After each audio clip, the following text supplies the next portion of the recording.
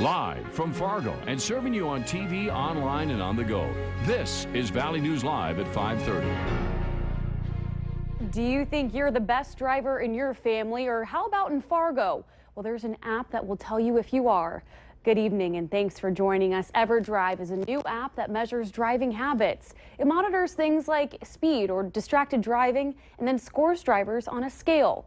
Valley News Team's Ashley Bishop shows us how the app works, how you can compete against others to be the best driver, and whether your results could get you in trouble with the law. Do you brake hard or take turns too fast? Well, the free app EverDrive can tell. The application sits there and it runs silently while you're driving your car. It automatically starts when you start driving your car, and then it checks for things that are very important towards driving safely and defensively. The EverDrive app scores you on an array of things, from your speed to braking and how often you use your phone while behind the wheel. Definitely, when I look over at a stoplight and I see someone staring down at their lap, I know they're looking at their phone. The app was developed by an insurance marketplace, and its goal is to help create better drivers. It taps into your phone's GPS, and after your trip, the app gives you a score and highlights problem areas. Using the app, you're much more aware of your driving behaviors, your good habits, your bad habits, and we find that already the statistics show us that within 2 weeks, people start to improve their habits using the app. Ressler says the app is accurate and does give leeway of about 8 miles per hour when it comes to speeding. But will this information be shared to your police department or insurance company? We believe the data is, the privacy of the data should be controlled by the consumer. So if the consumer wants to share their data, that's fine with us. It's not our policy to share the data automatically with anybody, not with the police or not with your insurance company, for instance. User scores post to the leaderboard and allow people to see how they stack up against their friends or family in their state or city. People enjoy games. They enjoy something that's kind of engaging in that way. So to kind of bring some element of like competition with yourself or with others to it, I think that could have a positive outcome. In Fargo, Ashley Bishop, Valley News Live. The EverDrive app will run when you're not driving, but you can turn it off. You can also identify when you are a passenger or riding in a different kind of transportation, like a bus, so it doesn't affect your driving score. To find out more about this app and the nationwide contest that's going on right now, click on this story on valleynewslive.com. While that app is working to create better drivers, maybe you've experienced crosstown chaos while driving in the FM area. The traffic numbers have jumped, causing people to become more frustrated when they get behind the wheel. People want to race you. Instead of letting you merge, they want to race you to an intersection or race you. I don't understand that mentality. Go for a ride tonight on Valley News Live 10 at 10 and see some of the issues drivers face during their morning and afternoon commutes. Well, we're just 2 hours shy of what's expected to be a historic NFL draft for the state of North Dakota, and fans are already streaming into the official watch party at Herds and Horns. Valley News Team's Cornelius Hawker has been talking to Bison fans all day, some who actually took the day off to see where Carson Wentz would end up. Cornelius joins us live from Herds and Horns with a look at all the excitement. Cornelius? That's right, Christine. We're here at Herds and Horns because, as you can see, it's the place for Bison fans to be who are super excited to see if Carson Wentz is going to be picked as the #1 or #2 draft pick in the NFL draft. Now, I've got to tell you, I've been chatting with tons of people here, and they tell me they're super excited that Carson Wentz is representing them in the draft, North Dakota being them. Now, earlier today, I went over to the post office, and they're actually commemorating this historic season by featuring Carson Wentz on a plaque, and these fans that I talked to were placing their orders for these plaques. We're supporting NDSU, we're supporting Carson Wentz, we're supporting his family, and we're proud of him, and we know that he'll do North Dakota State well. We're just so proud of Carson and just excited for him and what he's going to be stepping into, and just being so excited. Whether he goes to the Eagles or goes to the Rams, either one, we'll be cheering for him. So we're just proud North Dakotans today.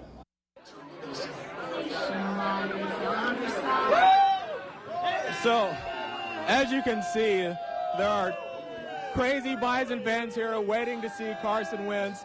Make sure you're watching for us tonight on Valley News Live at 6, where Beth Wool is going to be in Chicago with a report from you from the NFL draft site. Christine, back to you.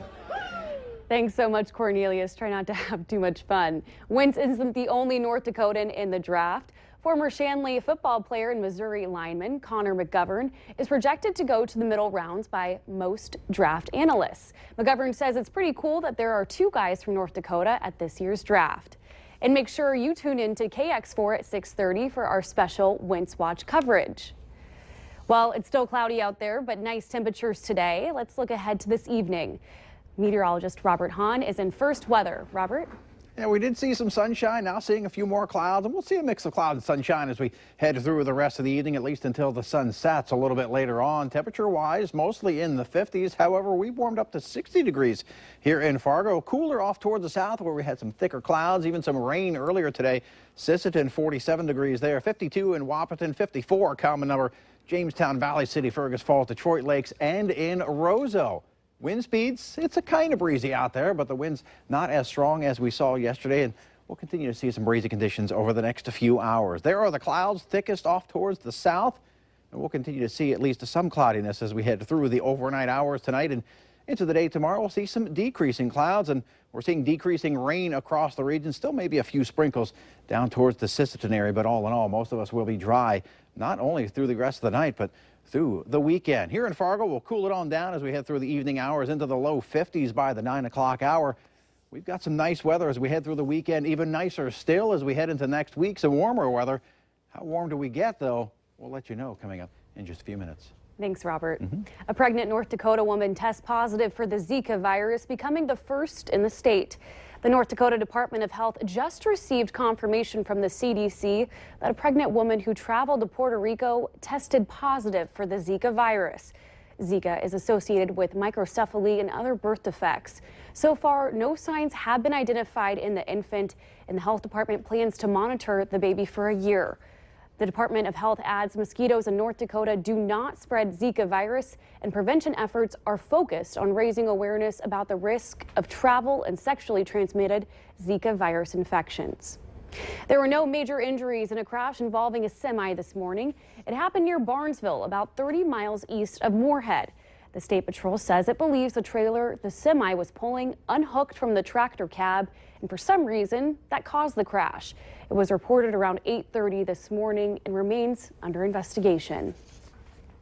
You now have the perfect excuse to do some spring cleaning. Cleanup week begins on Monday and runs until Friday.